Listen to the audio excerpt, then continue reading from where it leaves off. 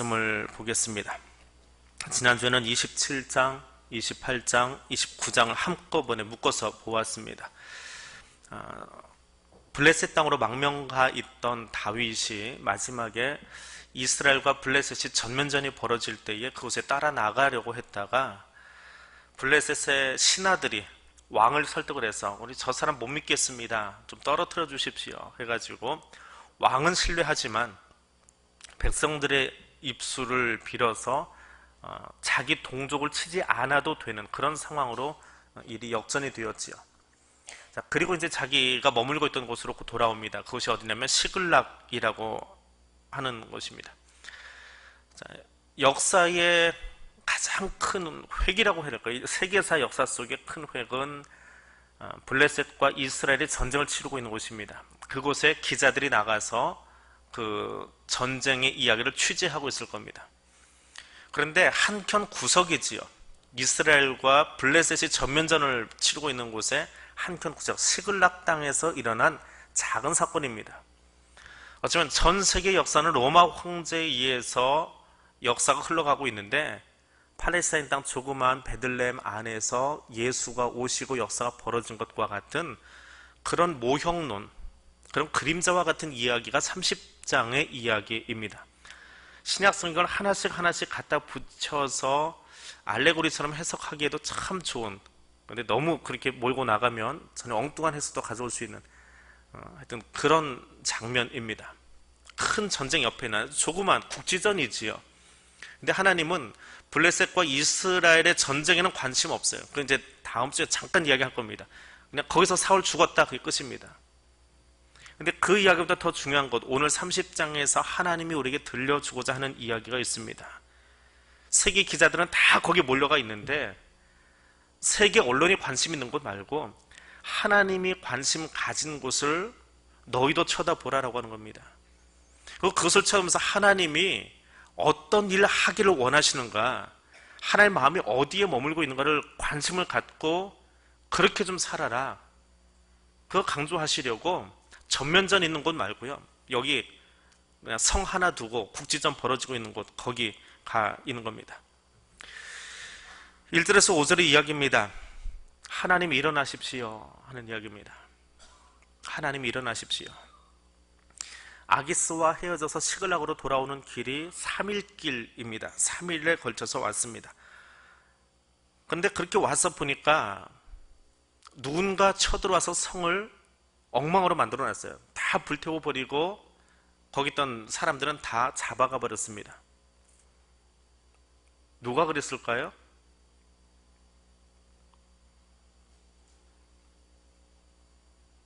우리는 성경을 보면 답이 있지요. 네. 근데 성경에 답이 있다고 해서 그게 답은 아니에요. 한번 보세요. 그러니까 전면전을 치르기 위해서 전쟁터까지 나갔다 3일 동안에 돌아왔습니다. 시글락에 와서 보니까 성이 불타고 사람이 다 끌려갔어요. 다윗하고 같이 서 있어 보세요. 누가 그랬어요?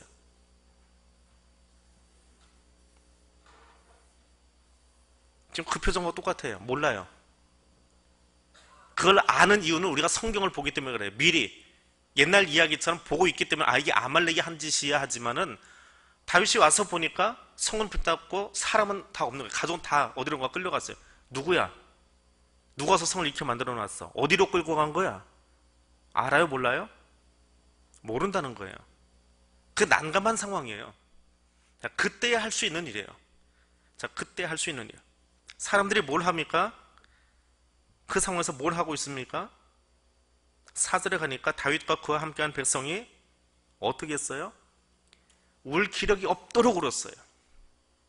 난감한 일을 당하면 사람들이 하는 일입니다. 진이 빠지도록 울어 제낍니다. 아무것도 할 수 없을 때 우는 것밖에는 방법이 없어요. 한참 울고 울어서 내 마음이 좀 해소가 돼야 그 다음에 울음이 끝나고 나면 이제 좀 뭘 해야 되겠다. 장례를 치르고 나도 그래요. 충분히 울어서 돌아가신 분을 애도하고 나야 그 다음에 좀 뭘 할 수 있다. 그게 돼요. 또 사고를 당하고 억울해요. 막 그 눈물이 나요. 그럼 그거 울어 제껴야 돼요. 한참 울어야 돼요. 그 다음에 일이 나옵니다. 근데 어떤 일이 나오느냐? 죄인들의 일이 나와요. 여기 보니까 울 기력이 없도록 울어 새겼습니다. 그 정도로 울고 나면요, 어깨도 아프고 가슴도 아파요. 꼭 울어보세요. 소리 내서. 여기가 다 땡겨요.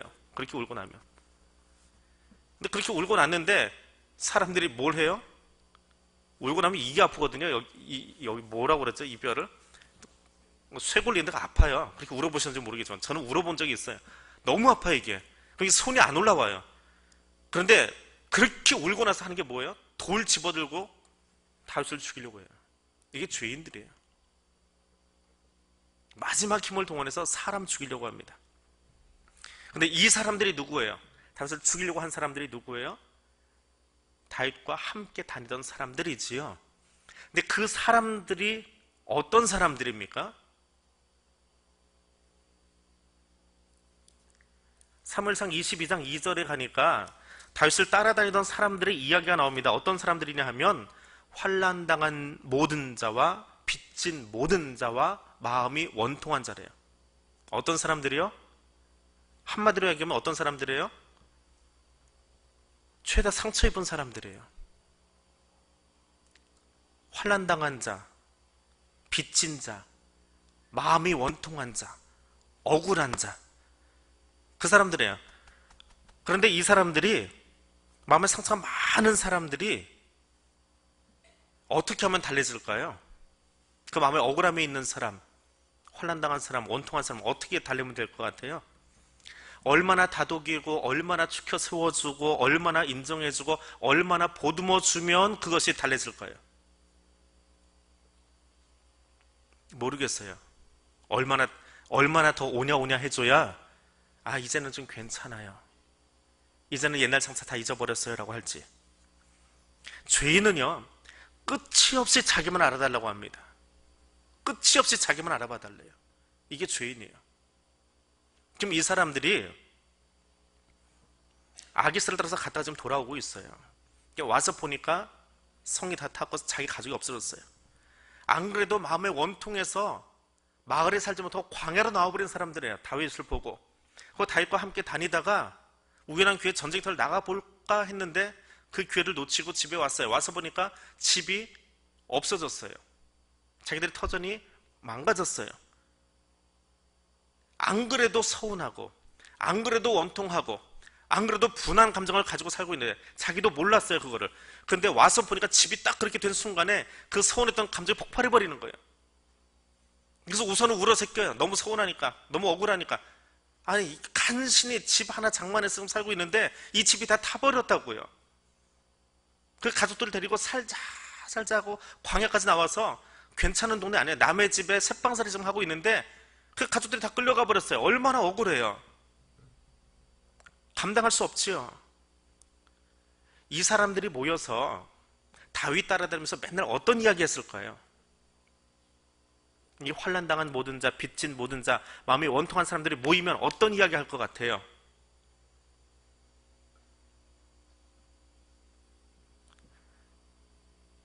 여러분은 아닌 것처럼 그러시죠?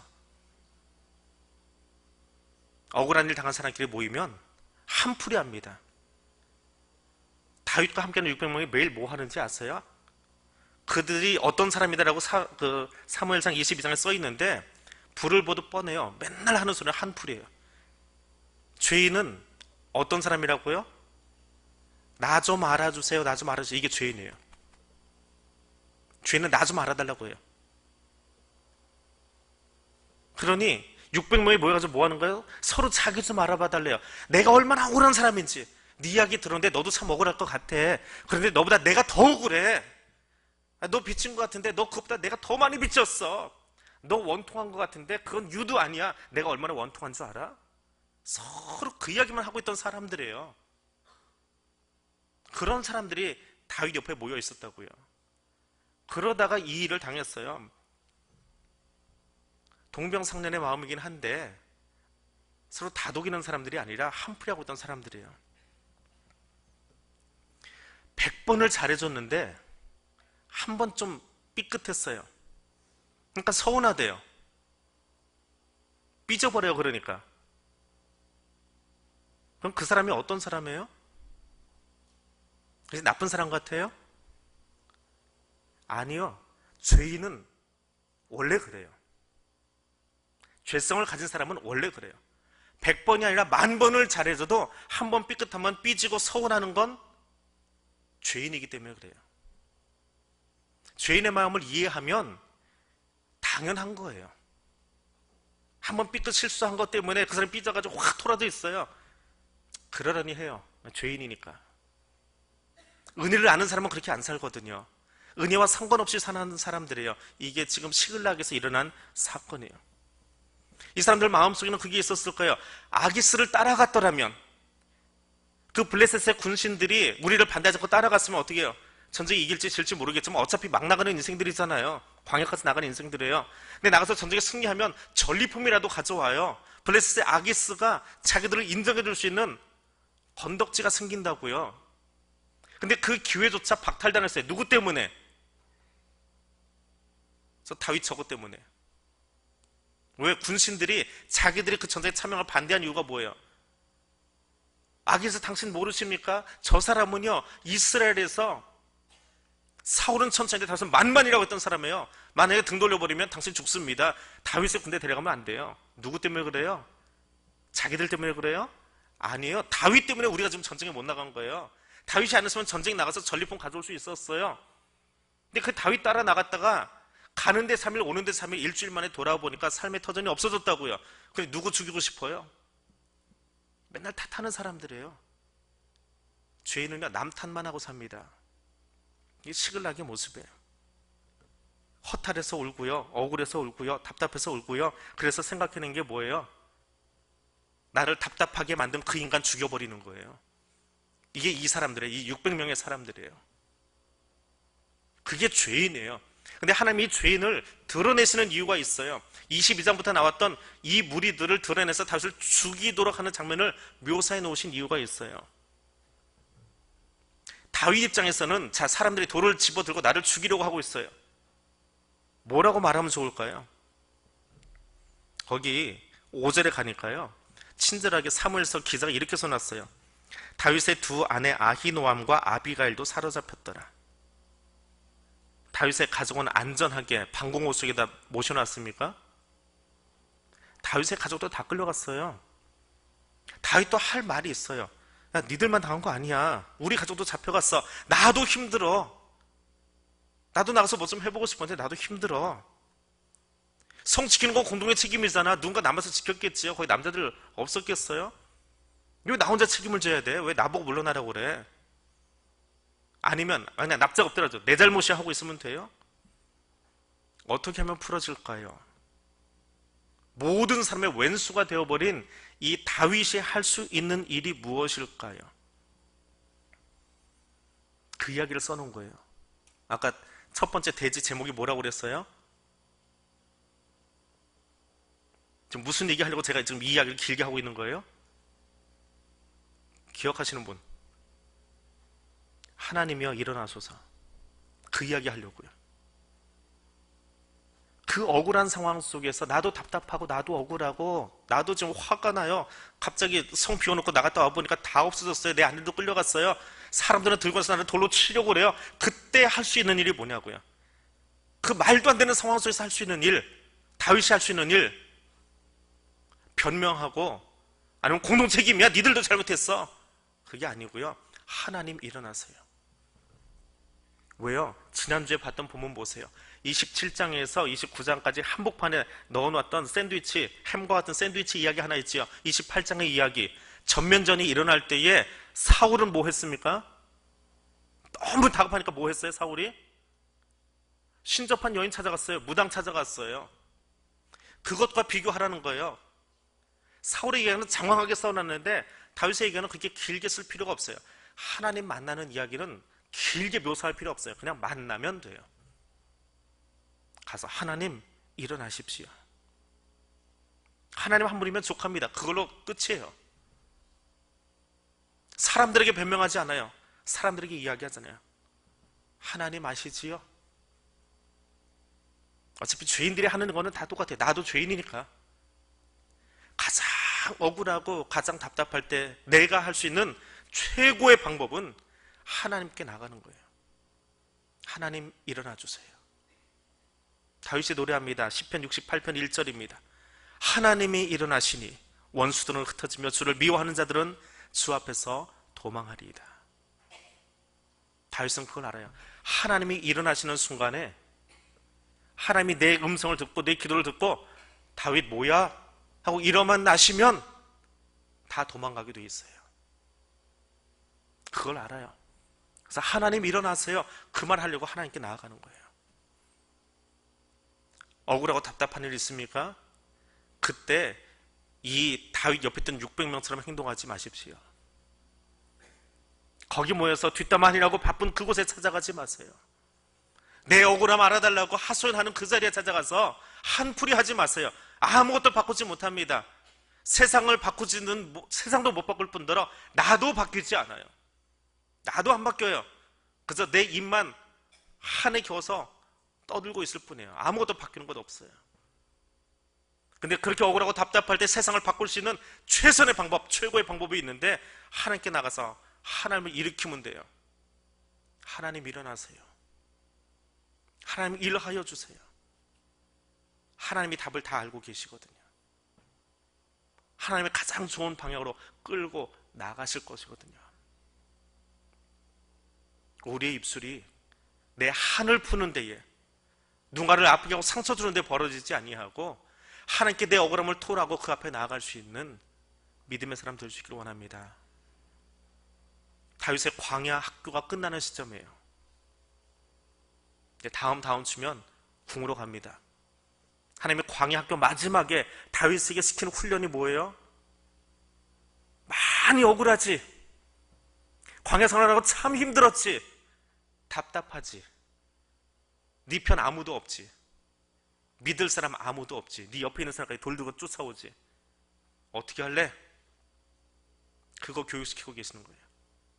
그 가장 억울할 때 너 어떻게 할래? 하나님만 볼게요. 그럼 됐어. 너 데리고 내가 헤브론으로 들어갈 거야. 그 훈련 시키시려고 긴 시간 광야에 끌고 다니신 거예요. 하나님만 바라보시기를 바랍니다. 두 번째 이야기입니다. 11절에서 16절에 나오는 이야기입니다. 내가 너를 도우리라. 내가 너를 도우리라. 하나님께 쫓아가서 여쭤봅니다. 어떻게 할까요? 하나님의 응답입니다. 쫓아가라 라고 이야기합니다. 쫓아가라. 아말렉을 쫓아갑니다. 누군지 몰라요. 아직은 누군지 몰라요. 우리는 알아요. 성경을 보고 있으니까. 근데 다윗은 누군지 모르지만 열심히 쫓아가고 있어요. 그런데 다윗의 모습으로 보자고 했지요. 다윗이 시글락에서 출발해서 전면전 하려고 3일 길을 갔어요. 갔다가 다시 3일 길을 돌아왔어요. 이 거리가 180km예요. 일주일 만에 180km를 주파했어요. 얼마나 되는 거리인지 잘 모르시지요? 우리나라에서 제일 빨리 걷는 일반 보병 부대가, 저쪽에는 11사단이라고 젓가락 부대라고 불리는 부대가 하나 있어요. 열심히 걸어요. 작전 지역이 너무 길어가지고 정말 잘 걸어요. 일주일에 200km를 걷습니다. 병사들이 군장 메고 아무것도 안 하고 그냥 걷기만 하는 거예요. 젊은 군인의 속도로 막, 그러니까 무슨 급속 행군이라고 그러나요? 그렇게 걸으면 6일 만에 200km 행군을 해요. 일반 병사들한테 그렇게 하면 죽습니다. 다 병원 실려가요. 여러분의 아들들이 군에 가가지고 200km 행군 안 해요. 걱정 마세요. 아주 다리 튼튼하고 특별한 애들만 뽑아가지고 거기다 데려다 놔요. 200km 행군해요. 저 한 번 해봤습니다. 정말 죽는 줄 알았어요. 마지막 그 깃발 보고 들어가는데요, 발 다 부르 터지고요. 근데 이 사람들이 그랬어요. 지금 200km 급속 행군했어요. 그것도 지금처럼 도로 포장 잘 된 곳이 아니라 열심히 갔다가 돌아왔는데 와서 보니까 시글락이 엉망이 돼버린 거예요. 그래서 하나님께 구했습니다. 하나님 어떻게 할까요? 쫓아가! 열심히 또 뛰어갑니다. 25km 또 뛰었어요. 부솔 시내까지 205km 뛴 거예요.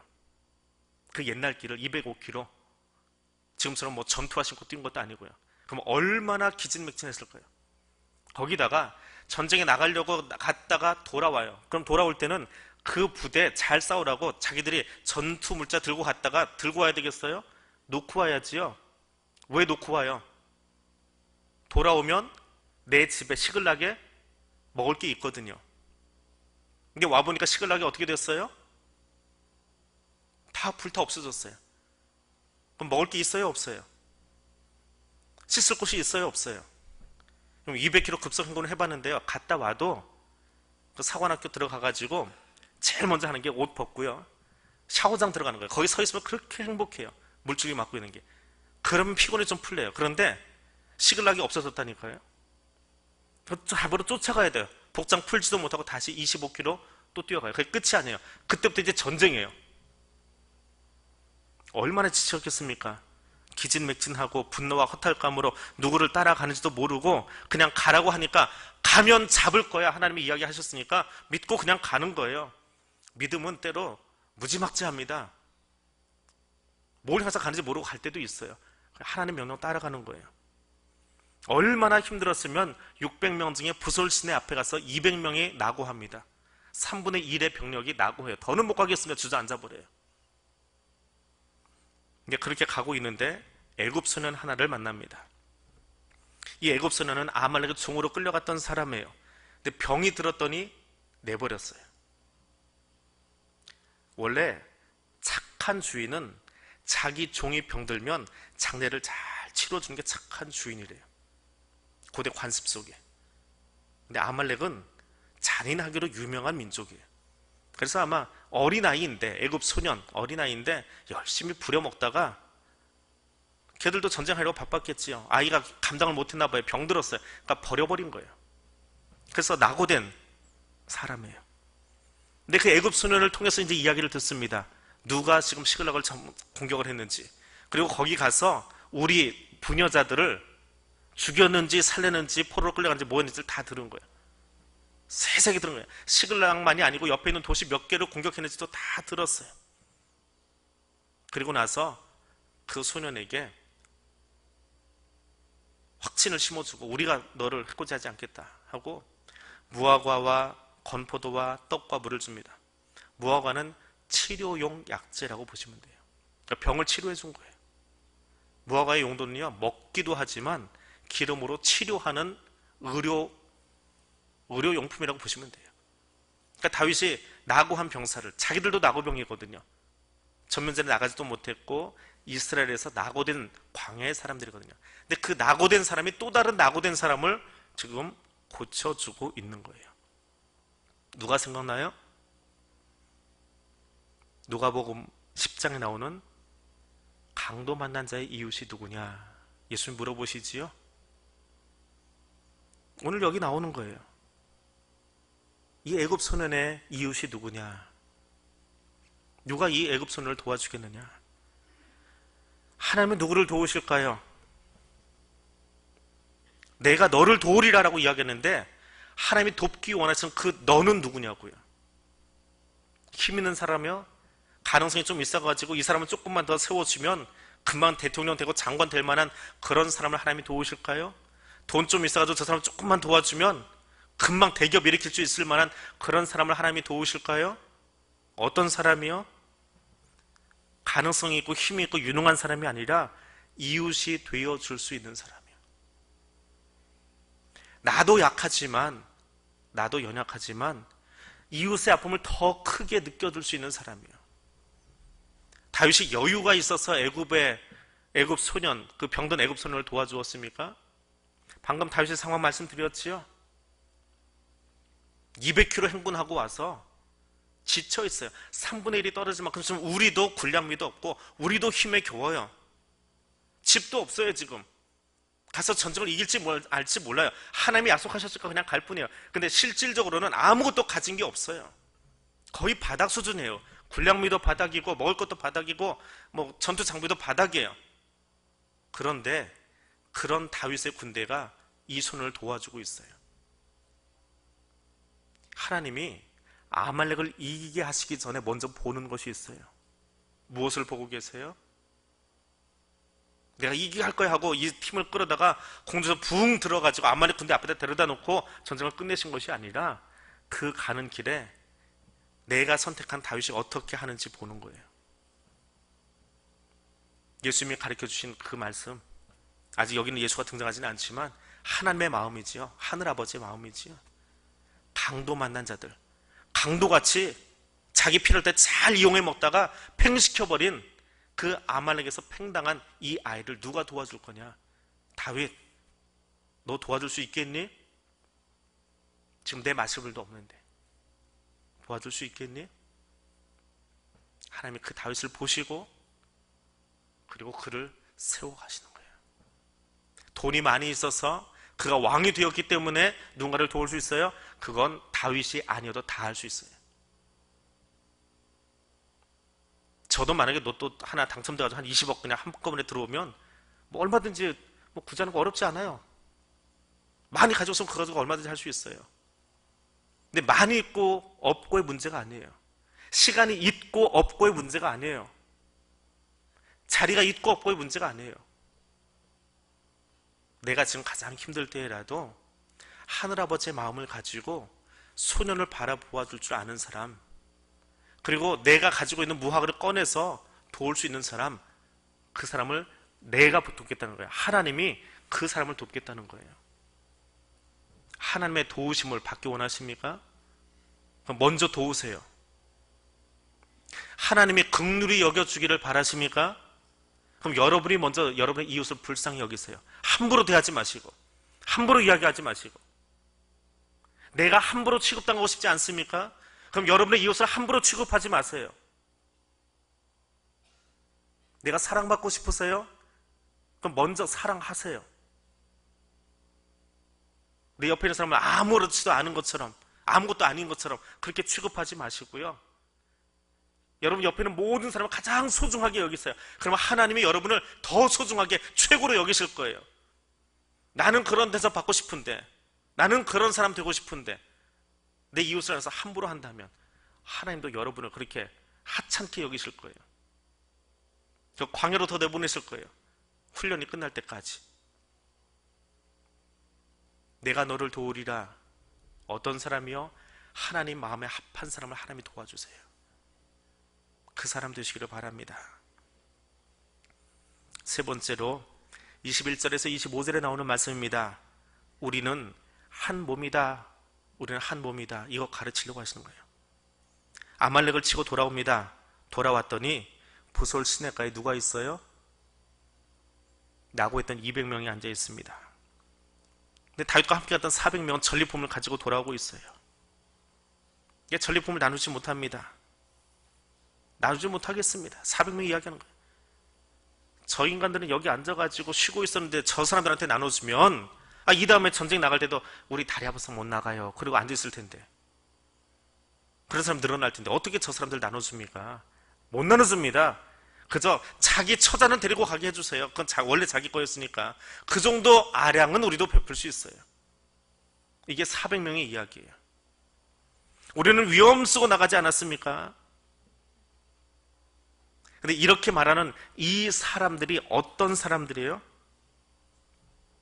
22절에 가니까 대놓고 써놨어요. 성경이 아주 대놓고 이 사람들에 대해서 써놨어요. 다윗과 함께 갔던 자들 가운데 어떤 사람이요? 악한 자와 불량배. 누굴까요?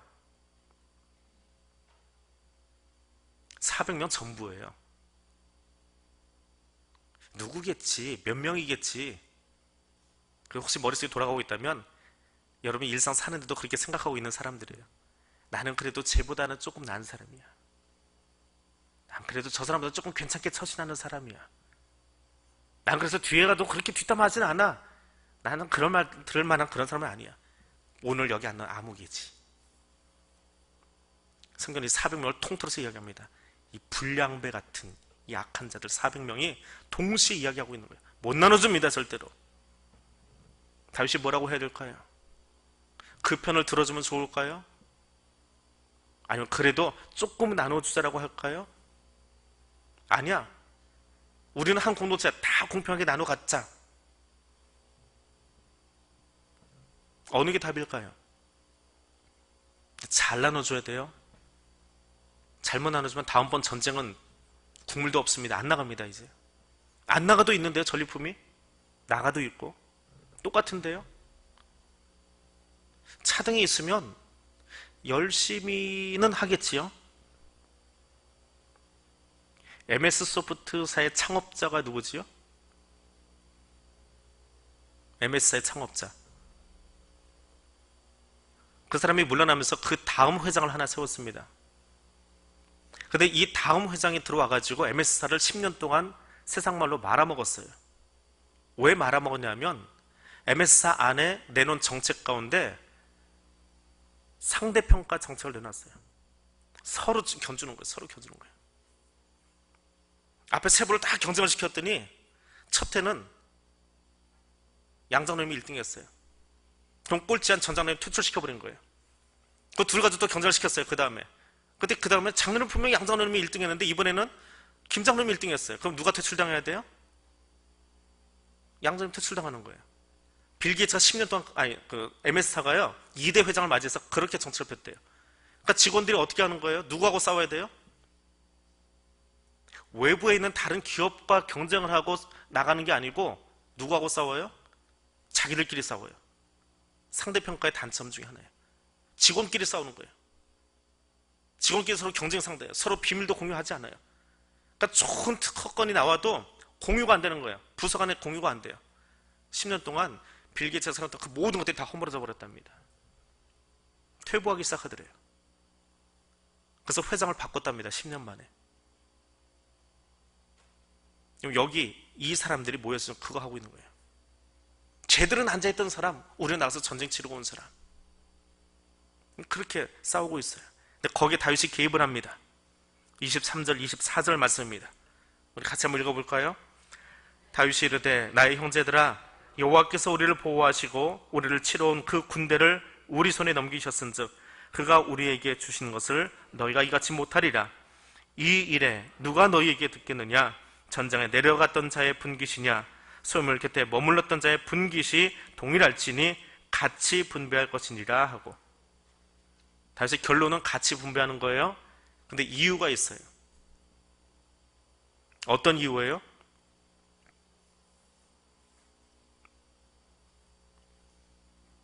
이유가 뭐예요? 방금 읽으셨잖아요. 네? 하나님이 우리에게 넘기셨기 때문에. 한 공동체이기 때문에 그건 답이 아니에요. 그건 답이 아니에요. 하나님이 우리에게 넘기신 거예요. 니들이 한 게 뭐가 있니? 하나님이 한 거야. 우리가 쫓아가려고 나서긴 나섰는데 누가 시글락을 쳤는지, 시글락을 어떻게 공격했는지, 끌려간 게 누군지, 어느 방향 가는지 알 수 있었어요? 없었어요? 없었어요. 근데 누가 가르쳐줬어요? 병든 애굽의 종이, 병든 애굽의 소년이. 그리고 갔어요. 전쟁 치르러 갔더니 아말렉이 뭐 하고 있었습니까? 아말렉 전투 아주 잘하는 나라예요. 그런데 너무 좋아가지고 술 먹고 무방비 상태로 흐느적흐느적 하고 있었어요. 그렇게 풀어져 있었어요. 그리고 갔더니 우리 가족들이 어떻게 됐어요? 몰살시키지 않고 다 살아있었어요. 그래서 온전하게 데리고 올 수 있었어요. 너희가 한 게 뭐가 있어요? 하나님이 길 안내자까지 보내주시고 어디로 가야 될지, 그리고 우리가 싸워야 될 대적들을 다 흐느적하게 그냥 취해서 넘어지게 이미 만들어 놓으셨고, 우리의 사랑하는 가족들 하나도 상처 입지 않고 온전하게 거기다 놓아두셨기에 데려온 거야. 너희가 했니?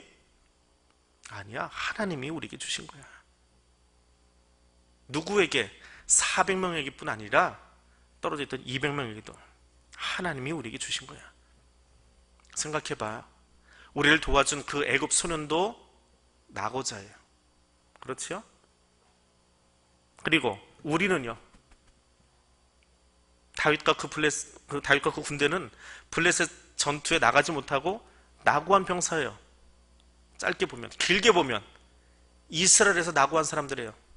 환난당하고 원통하고 일반적이지 못한 사람들이에요. 낙오한 인생들이에요. 근데 하나님의 그 낙오한 인생들을 긍휼히 여기셨기 때문에, 은혜를 베푸셨기 때문에 이걸 다 찾을 수 있었어요. 너희의 것이 아니라는 거예요. 하나님이 주셨다는 거예요. 그래서 다윗이 그 전리품을 그 600명에게 뿐 아니라 누구에게까지요? 전쟁과 상관없어 보이는 장로들에게까지. 유대 지경에 다윗이 늘 돌아다니고 보호해주고 있던 그 성의 장로들에게까지. 나는 블레셋의 이론이 아니고 유다의 이론입니다. 더 크게 보면 나는 이스라엘의 왕이에요. 시글락의 왕이 아니고 블레셋의 왕이 아니고 하나님이 이스라엘의 왕으로 세우시겠다고 한다면 내가 취한 전리품을 장로들에게 주는 것이 마땅한 거예요. 그 이스라엘 장로들이 다윗의 군대가 이기도록 기도를 했습니까? 협찬을 해줬습니까? 뭘 도와줬습니까? 군대를 보내줬습니까? 아무것도 안 했어요. 근데 다윗이 왜 줘요? 이유는 한 가지예요. 하나님이 나를 이스라엘의 왕으로 세우신 한은 나도 저 장로들에게 전리품 갖다 주는 게 당연한 것 뿐이에요.